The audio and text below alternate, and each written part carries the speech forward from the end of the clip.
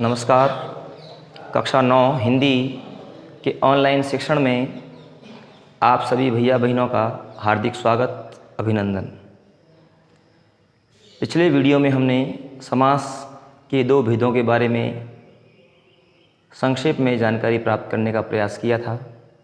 आज हम उससे आगे समास के जितने भेद हैं क्रमशः उनके बारे में जानकारी प्राप्त करने का प्रयास करेंगे। इन समासों के बारे में विस्तार से जानकारी जब कक्षाएं निरंतर हो जाएंगी उस समय पुनः से की जाएगी। एक बार समास क्या होता है थोड़ा उसके बारे में हम इस वीडियो के माध्यम से जानने का प्रयास करेंगे।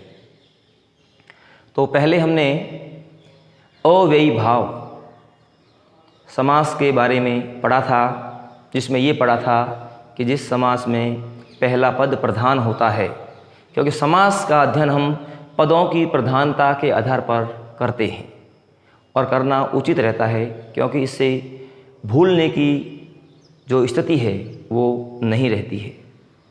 जिस समास में पहला पद प्रधान होता है या उपसर्ग होता है वो हम पहले पढ़ते हैं और विशेष करके ऐसी स्थितियाँ अव्ययी भाव समास में आती हैं।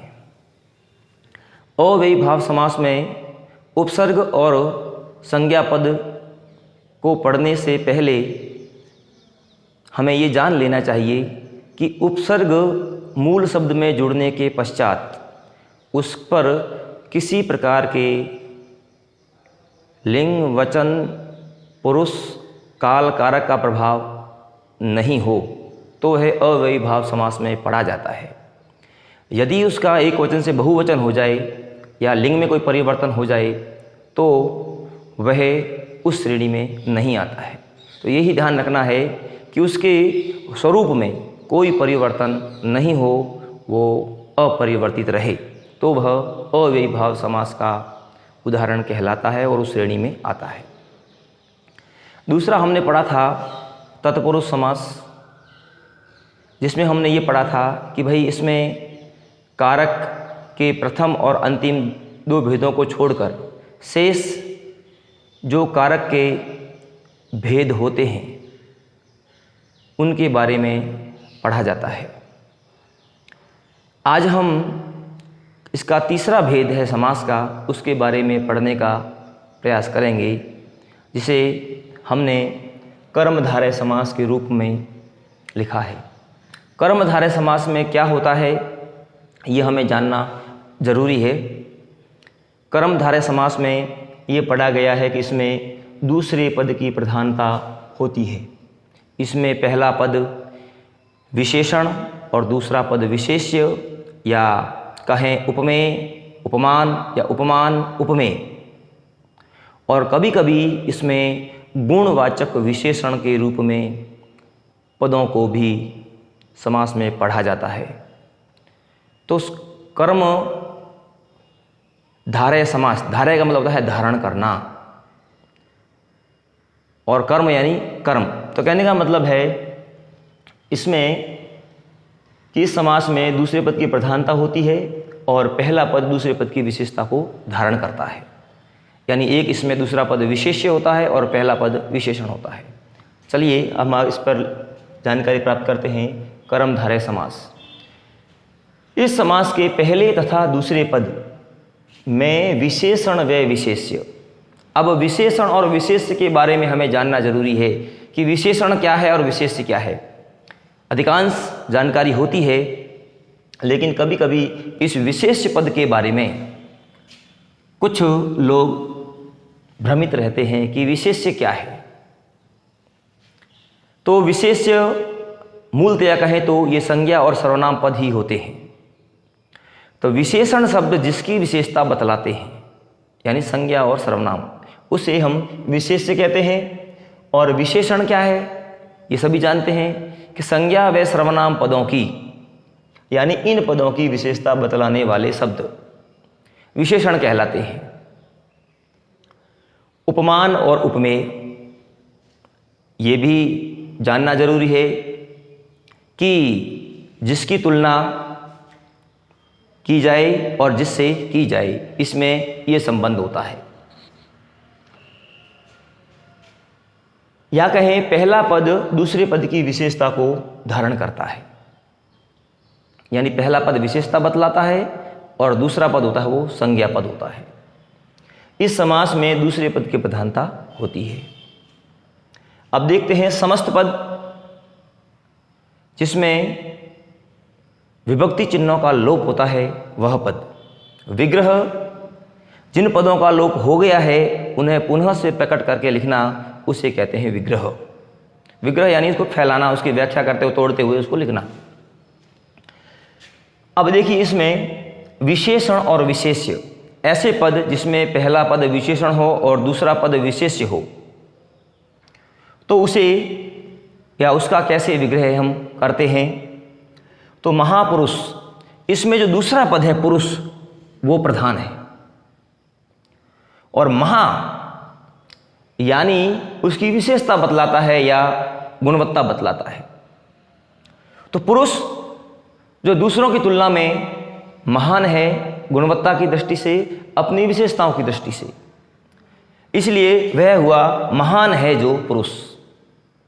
तो जब विशेषण और विशेष्य पद साथ साथ हों तो उनका विग्रह हम है जो शब्दों के माध्यम से करते हैं। दूसरा पद है नील कमल। कमल इसमें प्रधान है, मूल पद है, संज्ञा पद है। अब नील शब्द है, नील शब्द है वो नीला, और यदि हम इस पद का, इन पदों का अगर हम विग्रह करते हैं और मान लो हमें ठीक से ध्यान में नहीं आता है, तो जो कैसा शब्द है, एक कैसा, इस शब्द से प्रश्न करने पर भी यदि उत्तर की हमें शब्द से प्राप्ति होती है या पद से प्राप्ति होती है, तो समझना है कि वो हमारा कर्मधारय समास है। जैसे नील कमल, अब कमल कैसा, कमल कैसा, तो कमल नीला, तो नीला है जो कमल, इसका विग्रह इस प्रकार से करेंगे। दूसरा है महात्मा, यानी इसमें आत्मा शब्द है वो मूल है।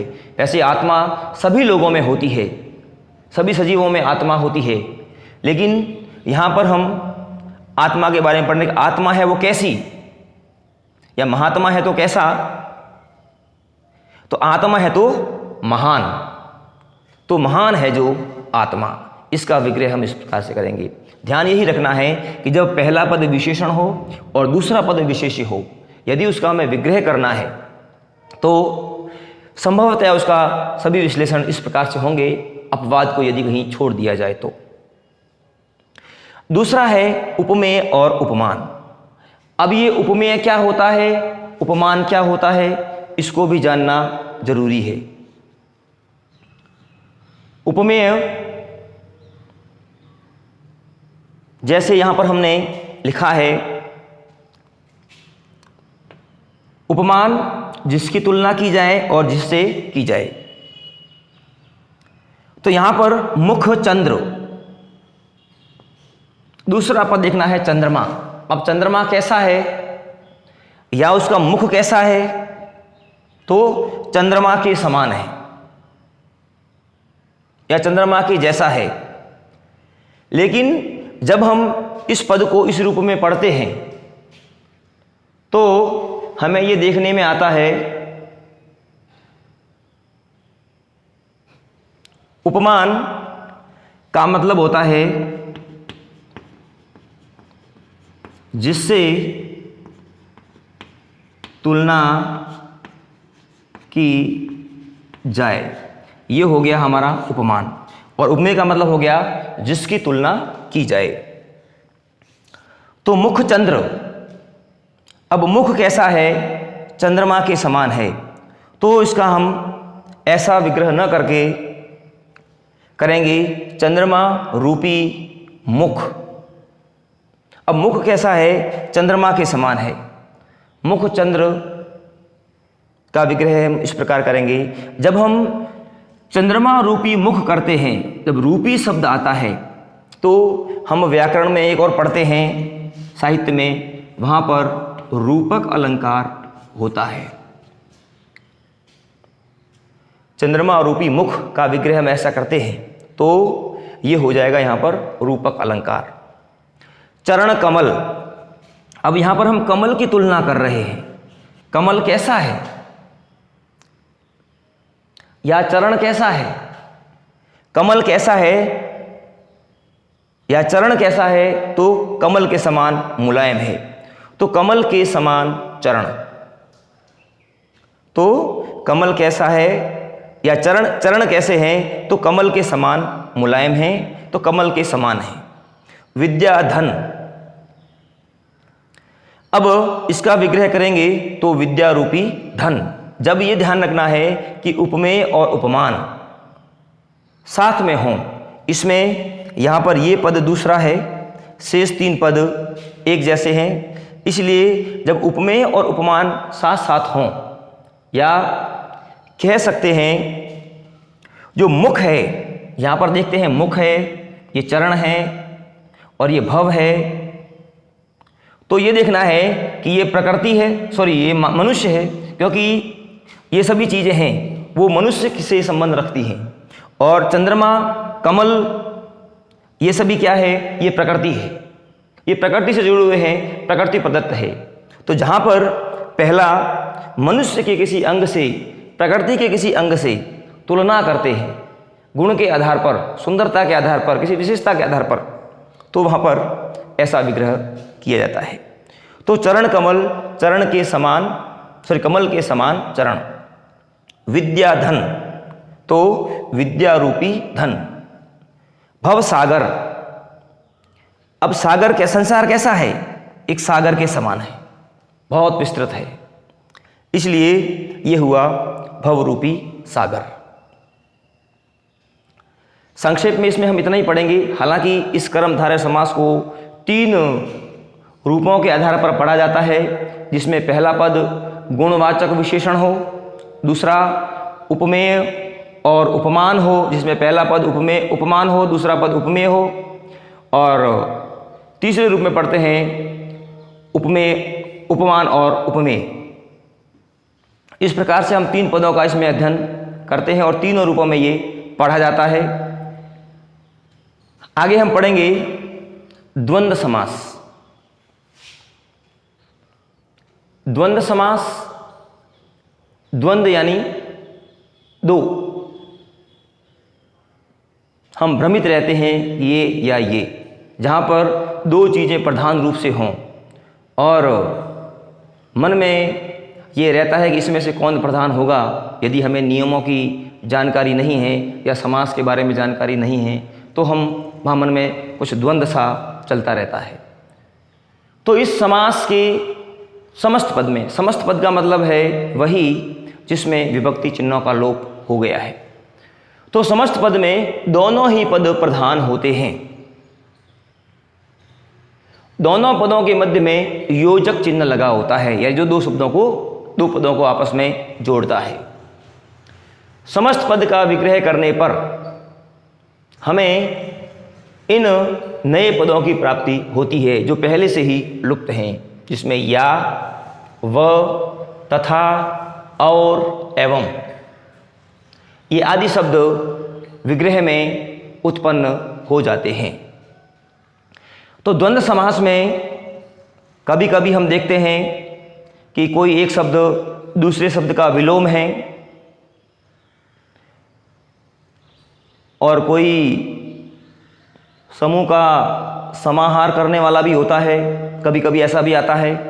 तो यहाँ पर हम देखते हैं कि समस्त पद और विग्रह में 2-3 शब्द हमने यहाँ पर लिए हैं।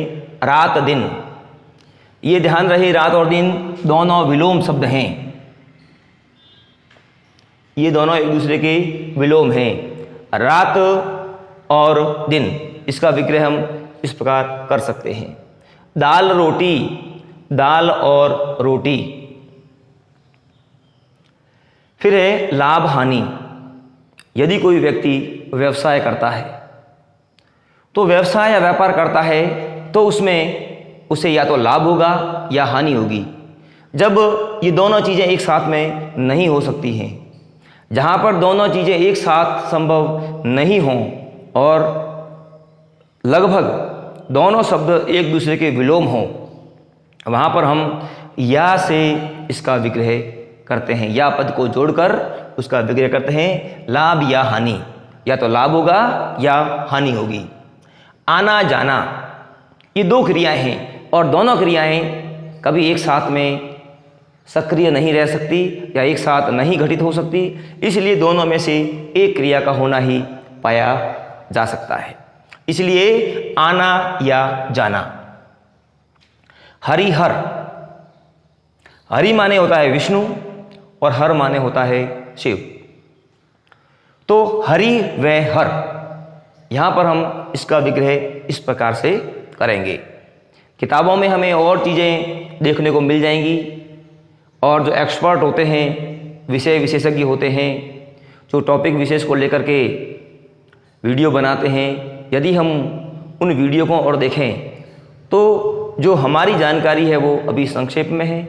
इसका यदि विस्तृत से अध्ययन किया जाए तो वहाँ पर हमें और इसके बारे में बारीकियाँ हैं वो सीखने को मिल सकती हैं।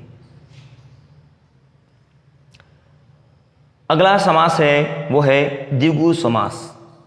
द्विगु, द्वि यानी दो और गु यानी गाय। द्वि यानी दो और गु यानी गाय। तो जहाँ दो गायों का समूह, इसमें भी समूह का समाहार हमें देखने को मिलता है।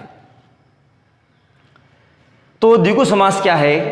द्विगु समास संभवतः हम सभी जानते हैं इसके बारे में कि इसमें पहला पद संख्यावाची होता है और दूसरा पद जो होता है वो समूह को बताने वाला होता है कि कौन सी चीज़ कितनी संख्या में मौजूद है या उपस्थित है। तो द्विगु समास, इस समास का पहला पद संख्यावाची या गणना बोधक होता है और इसमें दूसरा पद प्रधान होता है जिसकी संख्या का बोध होता है कि संज्ञा की संख्या कितनी है। यानी वो गणना बोधक भी हो सकता है, पहला दूसरा तीसरा ये भी हो सकता है, कहीं उसकी आवृत्ति भी हो सकती है और संख्या भी उसकी हो सकती है। तो इन शब्दों से हमें ये बोध होता है कि जिसके बारे में हम पढ़ रहे हैं वो कितनी संख्या में उपस्थित है। जैसे समस्त पद, और इधर विग्रह है नवरत्न। यहाँ पर मूल पद है वो रत्न है। रत्न संज्ञा है, एक वस्तु है, एक चीज है और वो कितनी संख्या में, यानी कितना, तो 9। तो नवरत्न यानी 9 रत्नों का समूह, यानी समूह का समाहार यहां पर देखा जा सकता है। तो समूह है वो 9 चीजों का है, उसमें 9 रत्न है वो मिले हुए हैं, इसलिए उनको मिलाकर हम कहते हैं नवरत्न। त्रिलोक, त्रि यानी 3, ये पहला पद संख्यावाची है। लोक यानी भव या संसार कह सकते हैं, या संसार के जिन तीनों लोगों को मिलाकर के ये ब्रह्मांड सृष्टि बनती है उसे कह सकते हैं। तो त्रिलोक, 3 लोकों का समूह। ऐसे ही शताब्दी, शताब्दी यानी शत, शत यानी 100, अब्द यानी वर्ष, अब्दों यानी वर्षों, तो 100 वर्षों का समूह तो हो गया शताब्दी। शतसई, शत यानी 7, सई यानी 100, 700, और विशेष करके ये पद्य में दोहों के लिए प्रयोग किया जाता है। तो शतसई यानी 700 दोहों का समूह, तो उसे हम कहेंगे शतसई। सप्ताह, 7 दिनों का समूह। यहाँ पर अहन लिखा हुआ है, अहन का मतलब होता है दिन, तो सप्ताह यानी 7 दिनों का समूह। इस प्रकार से हमने ये संक्षेप में कम जानकारी के साथ में हमने ये 5 पद पढ़े हैं। अगला पद आगे पढ़ेंगे।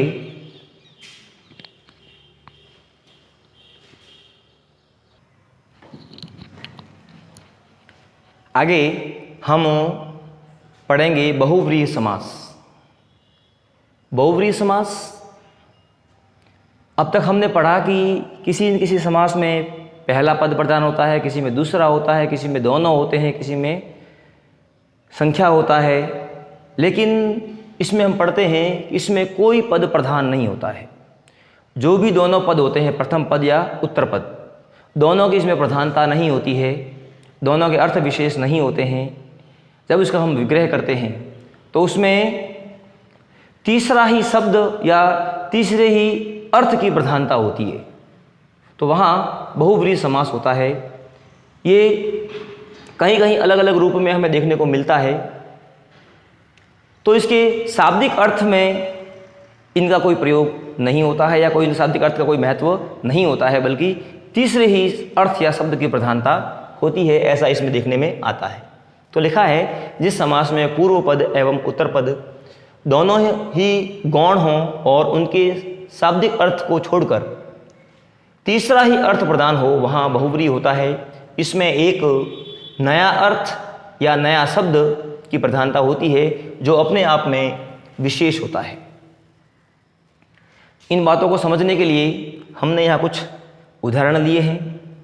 उसके पहले अब ये बहुव्रीहि समास है, इसका अर्थ क्या है? तो हमने देखा होगा कि जब हम खेतों में खेती करते हैं या फसलें बोते हैं तो फसल पकने के बाद में उसको काट लिया जाता है। काट करके उनके बंडल बांध लेते हैं या पूले बांध लेते हैं। उसके बाद में खेतों में कुछ धान या गेहूं की बालियां इधर उधर बिखरी हुई रहती हैं। तो जो बिखरी हुई बालियां हैं वे बहुव्रीहि समास के रूप में हैं, और जो बंडल बांधे हुए हैं इसका मतलब ये है कि उनकी अन्य समासों में वे समाहित हो गए हैं या अर्थ आ गए हैं, लेकिन जो शेष बच गए हैं बालियों की भांति इधर उधर कुछ विशिष्ट अर्थों में बिखरे हुए हैं, उन्हें इस बहुव्रीहि समास में पढ़ा जाता है। तो देखते हैं नकटा। यहाँ पर नकटा का मतलब कोई जरूरी नहीं है कि उसकी नाक काट करके अलग की गई हो, इसका इससे मतलब नहीं है। नकटे का मतलब होता है जिससे किसी चीज़ को या काम को या बात को कहने या करने में कोई शर्म ही नहीं आती है। कुछ भी कह दिया जाए, कितना भी कह दिया जाए, वो हंसता रहता है, या उस पर कोई प्रभाव नहीं होता है, या हमारी बातों का उस पर कोई प्रभाव नहीं होता है। तो ऐसे व्यक्ति को हम कहते हैं बेशर्म। तो नकटा जिसकी नाक कटी हुई है या जिसका नाक ही नहीं है, ऐसा कोई जरूरी नहीं है। कहने का मतलब हमारी बातों का प्रभाव उस पर नहीं होता है, वो नकटा या बेशर्म कहलाता है। दूसरा है दोगला। दो यानी दो, गला यानी गला। तो कोई जरूरी नहीं है कि जिसके दो गले हों या दो गलों से बात करता हो। दोगले का मतलब होता है अभी उसने कुछ बात कही और पल भर में वो अपनी बात से मुकर गया और मुकर करके उसने दूसरी बात कह दी और वो अपनी बात पर अड़िग नहीं है। तो ऐसे व्यक्ति को दोगला कहते हैं, जो दोहरी बातें करने वाला या जो दोहरी बातें करता हो। सिर फिरा, कोई जरूरी नहीं है कि सिर इधर फिरा हुआ है या इधर फिरा हुआ है या इधर फिरा हुआ है, कोई जरूरी नहीं है। सिर फिरे का मतलब होता है कि जिसका सिर फिरा हुआ है। फिर सिर का मतलब है सिर तो सीधा है, देखने में तो ठीक ठाक लग रहा है, लेकिन छोटी छोटी बातों पर वो तुनक जाता है, बड़ा सनकी होता है और उग्र हो जाता है। तो ऐसे व्यक्ति को बोलते हैं सनकी, जिसका सिर फिरा हुआ है। फिर है लंबोदर। ये कुछ विशेष अर्थों में विशेष लोगों के लिए, विशेष व्यक्ति विशेष या स्थान विशेष के लिए ही होता है। स्थान को छोड़ो, व्यक्ति विशेष के लिए होता है, जिसमें लंबोदर, लंबा है उदर जिसका। वैसे आजकल तो हम देखते हैं तो हमें जगह जगह लंबे लंबे मोटे मोटे पेटों वाले लोग देखने को मिल जाते हैं। इसका मतलब ये नहीं है कि जिन सब का पेट बड़ा बड़ा है उन सब के लिए हम लंबोदर का प्रयोग करें, नहीं। यहाँ लंबोदर का प्रयोग विशिष्ट अर्थों में सिर्फ गणेश जी के लिए है। नीरज, नीर में जन्म हुआ है जिसका। वैसे तो नीर में तो, पानी में तो बहुत सारी चीज़ें, सैकड़ों चीज़ें पैदा होती है, लेकिन इसका मतलब ये नहीं है कि जो नीर में पैदा होने वाला है, जल में पैदा होने वाली सारी चीज़ें वो सबके लिए नीरज का प्रयोग कर दिया जाए, ऐसा भी कोई ज़रूरी नहीं है।